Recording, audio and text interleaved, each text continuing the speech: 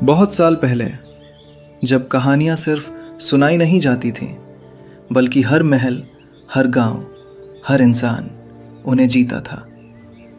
पहाड़ों के बीच बादलों को चीरता हुआ एक विशाल महल खड़ा था, इतना ऊंचा कि बादल उसकी दीवारों से टकराते थे। लेकिन उस रात वो महल खामोश नहीं था। वहाँ रोशनी थी, संगीत था और एक भव्य शाही दावत चल रही थी। झूमरों की सुनहरी रोशनी पूरे हॉल में चमक रही थी। संगीतकार मधुर धुन बजा रहे थे, मेहमान हंस रहे थे, नौकर तेजी से इधर उधर घूम रहे थे। हर चीज परफेक्ट थी। लेकिन उस परफेक्शन के बीच बैठा था एक राजकुमार, जिसके लिए ये सब बस एक आदत थी। सब कुछ वैसा होना चाहिए जैसा मैं चाहता हूं। कमजोरी इस महल में जगह नहीं रखती। उसे हर वो चीज पसंद थी जो परफेक्ट हो, जो सुंदर हो, जो उसके सामने झुकी रहे। उसे सिर्फ खूबसूरती पसंद थी, सिर्फ ताकत और सिर्फ वो लोग जो उसके सामने झुकते थे, क्योंकि वो कमजोर होने से डरता था। लेकिन बाहर मौसम बदल चुका था। तेज हवाएं, मूसलाधार बारिश और ठंड, जैसे कोई तूफान सिर्फ बाहर नहीं, अंदर भी आने वाला हो। ठक ठक ठक, संगीत रुक जाता है। लोग एक दूसरे को देखने लगते हैं। महल के विशाल दरवाजे पर एक बूढ़ी औरत खड़ी थी, भीगे कपड़े, कांपते हाथ, लेकिन उसकी आंखों में डर नहीं था। बेटा, मुझे अंदर आने दो।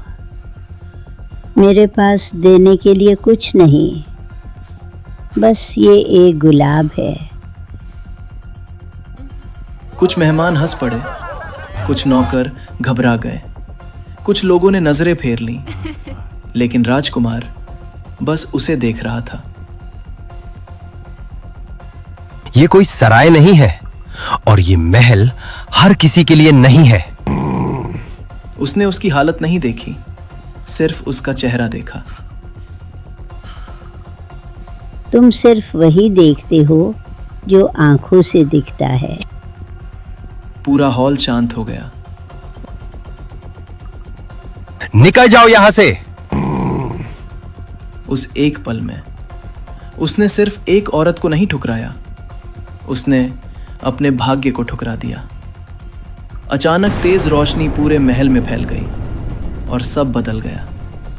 बूढ़ी औरत का शरीर सीधा होने लगा, उसके कपड़े चमकने लगे, उसकी आंखें जगमगाने लगी। वो अब बूढ़ी नहीं थी, वो एक असाधारण सुंदर और शक्तिशाली जादूगरनी थी। मैं यहाँ भीख मांगने नहीं आई थी, मैं देखने आई थी कि इस महल में इंसानियत बची है या नहीं। मेहमान डर कर पीछे हट जाते हैं, नौकर घुटनों पर गिर जाते हैं। राजकुमार पहली बार चुप था। तुम्हारे पास सब कुछ है, लेकिन दिल नहीं। अब तुम सीखोगे असली सुंदरता क्या होती है। राजकुमार चीख उठा, उसका शरीर मुड़ने लगा, हड्डियां बदलने लगी, हाथ पंजों में, चेहरा डरावना हो गया।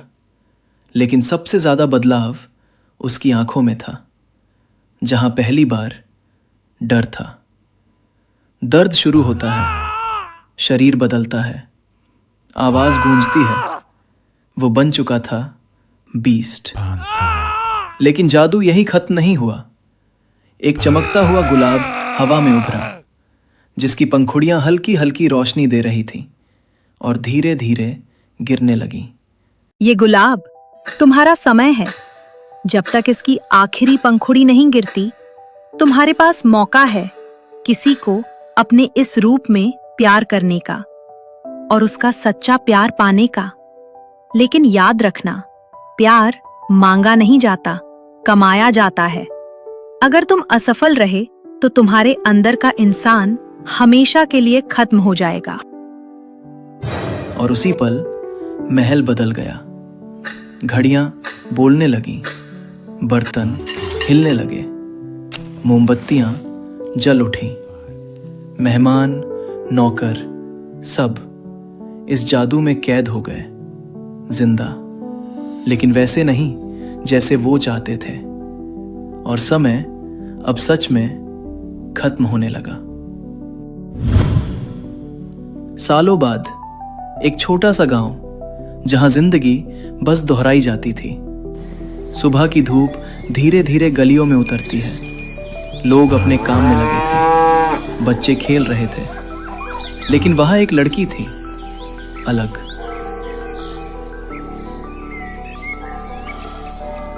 क्या जिंदगी बस इतनी ही है, या कहीं कुछ और भी है?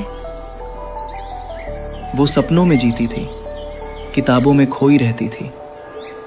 इस पूरे गांव में मुझसे बेहतर कोई नहीं। बेला, तुम मुझसे शादी करोगी? क्योंकि ये तुम्हारे लिए सबसे अच्छा है। नहीं, मुझे वो जिंदगी नहीं चाहिए जहां मैं खुद को खो दूं। गैस्टन के अंदर गुस्सा भर जाता है, लेकिन बेला की असली दुनिया उसका घर था, और उस घर में उसका पिता मॉरिस, जो अपने आविष्कारों में खोया रहता था।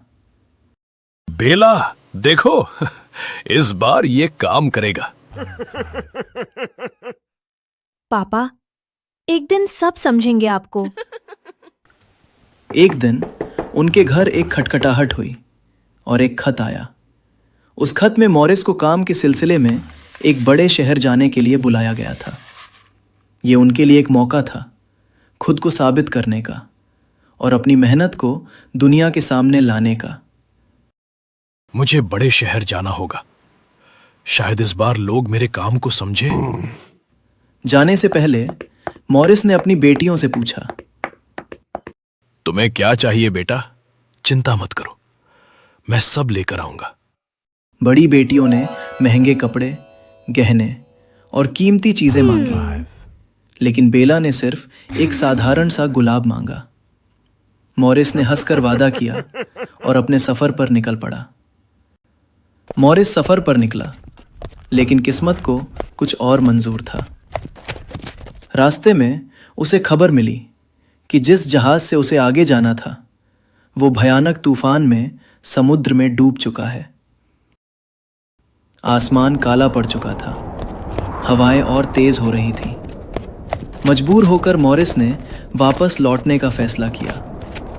वो घोड़े पर जंगल के रास्ते से लौट रहा था।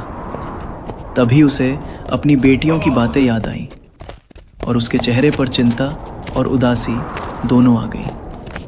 हवा तेज थी, पेड़ झुक रहे थे, जैसे रास्ता बदल रहा हो। ये रास्ता सही नहीं है। कोई है? और तभी धुंध के बीच एक महल दिखाई देता है। मॉरिस धीरे धीरे आगे बढ़ता है, महल के सामने रुकता है, घोड़े को एक तरफ बांधता है और डरते डरते अंदर कदम रखता है। दरवाजा अपने आप खुल जाता है। अंदर कोई नहीं, लेकिन टेबल पर खाना सजा हुआ था, जैसे कोई उसका इंतजार कर रहा हो। थका हुआ मॉरिस खाना खाता है। फिर उसे एक कमरा मिलता है, साफ कपड़े, गर्म बिस्तर, और वो आराम से सो जाता है। अगली सुबह सब कुछ शांत था, जैसे कुछ हुआ ही नहीं।